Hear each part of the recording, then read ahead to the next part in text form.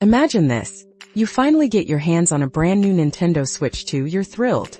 Now, imagine that same console suddenly gets banned, turned into an expensive paperweight, not because you pirated anything but because you simply bought a used game. Sounds crazy, right?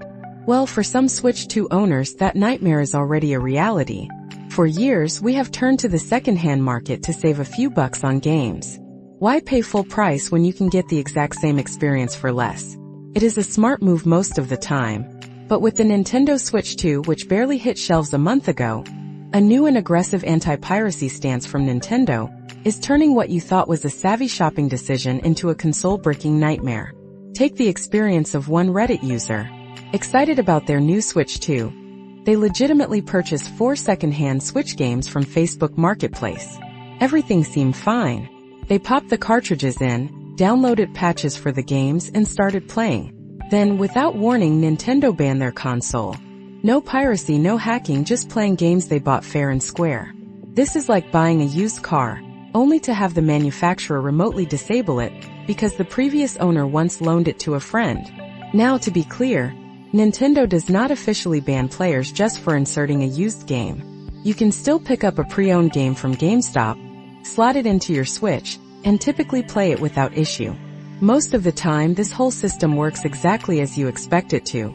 However, Nintendo implements an anti-piracy strategy that can detect if a single game license runs on more than one system. The company has made it abundantly clear that they can brick consoles if they detect someone running pirated software. While buying a used cartridge certainly does not constitute piracy, some users rip game files from the original cartridges to devices like MIG flash carts. They often do this to back up their games, or for the convenience of carrying fewer cartridges. The problem arises when you buy a used game from someone who has already copied it. Nintendo then sees 2 active versions of that same game across 2 different consoles.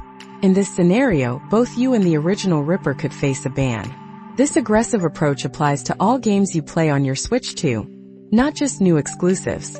Since the console is so new, most used games currently circulating come from the original Switch generation. Any of these games, if they have an active version somewhere else, could get you into trouble. Even YouTuber Snazzy Labs reported that Nintendo revoked his Switch 2's online capabilities after he bought a used game off eBay. He says he never used a MIG cart with his Switch 2.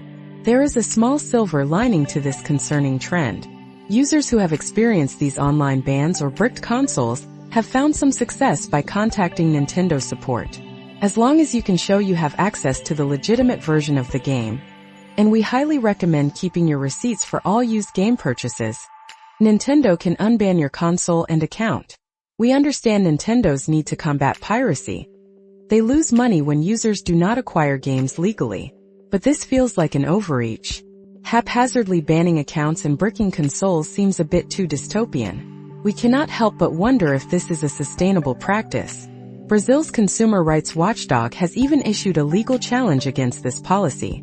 Surely, a middle ground exists where Nintendo protects its intellectual property without punishing innocent players for simply trying to save a little money after spending hundreds on a new console.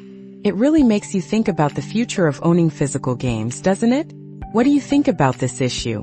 Let us know on social media, and remember to subscribe for more insights into the ever-evolving world of tech.